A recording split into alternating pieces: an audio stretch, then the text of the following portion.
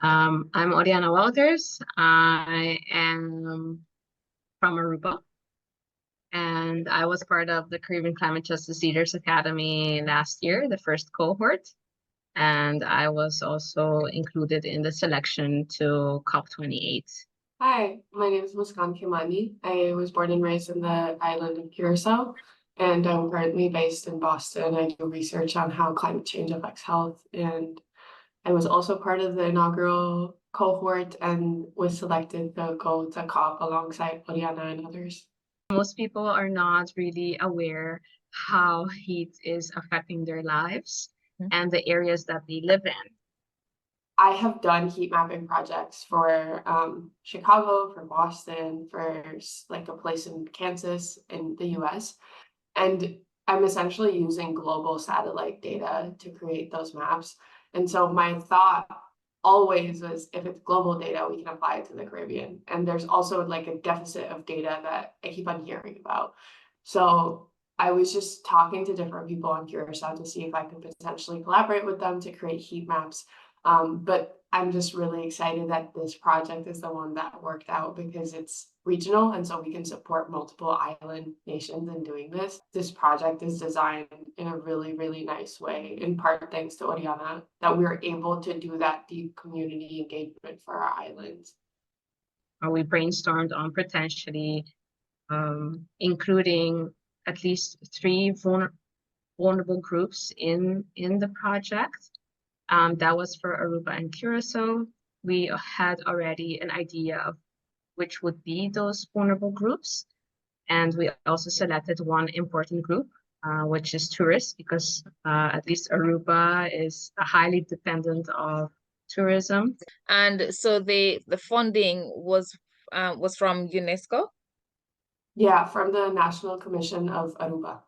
They revised the project and got excited about it, and they were quick to mobilize the other national commissions of UNESCO to get on board with this project. So then we included St. Martin and also Jamaica.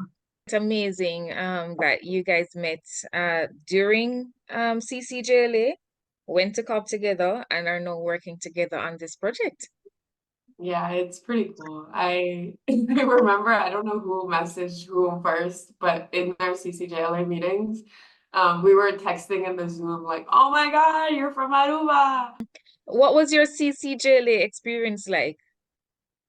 It was good. I think honestly, the biggest thing I took away was meeting some really, really incredible people and getting like blessed to go to COP and get that whole experience funded.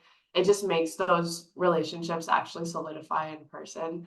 And yeah, I've made some really, really good friends out of that program, which I'm really thankful for. Like, of course, I learned a lot, but Right. this collaboration is actually friends, and we talk all the Yes. time, and then we have interests that align.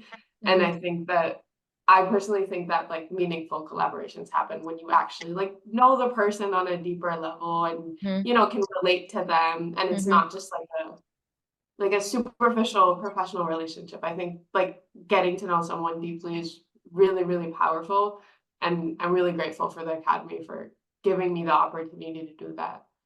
Wonderful. And Yes, Oriana? I agree. The biggest thing for me was actually finding like a place where I could connect to people who were like-minded and had similar concerns. Sometimes it's a similar concern in a completely different sector, and just knowing, okay, we are more people, you're not alone. We had a platform to connect to each other. And then like I still have contact with some people of the cohort, like on a fairly regular basis. And just exchanging ideas of how our situation is and how perhaps we can approach it, and we just continue that conversation. So as Muskan said, it's that deep and like meaningful connection that is, I think, the best part of the Caribbean Climate Justice Leaders Academy. Of course, I learned a lot. Like I had a very narrow understanding of climate justice at the time. I was always called, or I felt like a calling towards injustice, Mm-hmm. but it was very hard to grasp where I would fit in because I always thought it was something legislative. Let's say, I would have to be a lawyer to be able to participate.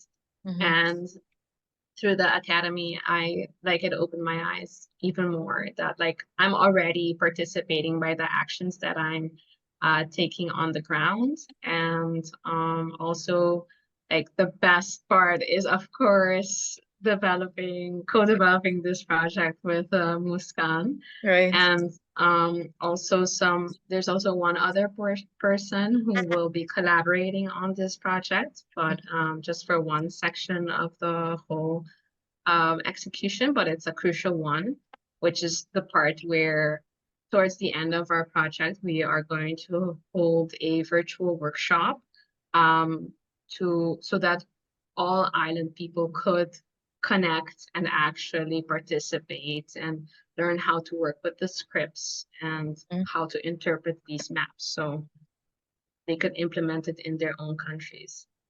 We're starting with the 4 islands, and then our goal with the workshop is to build capacity in whatever islands are And interested awareness. to do Mm-hmm. so. Because essentially creating this data is, if you have the skills, anyone can do that. You can do it through free accounts. The satellite data is free. You just kind of need to have some experience.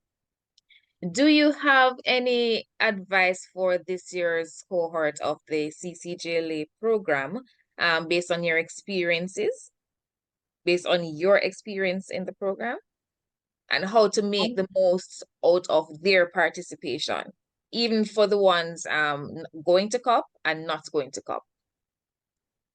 Yeah, I think that I'm probably just going to reiterate what I said before. I know that there's so many side events that they're going to go through. They're going to do all this research about what people to connect with, like in the COP space.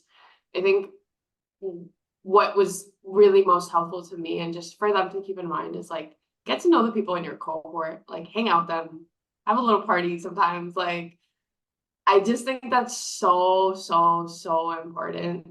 And like genuinely the way that like our cohort is like together. I know that we just got so close, and like for the people not in person, I think that sometimes there's like 2 people from the same island who are selected. So just like making an effort to meet up with them, put a face to the name.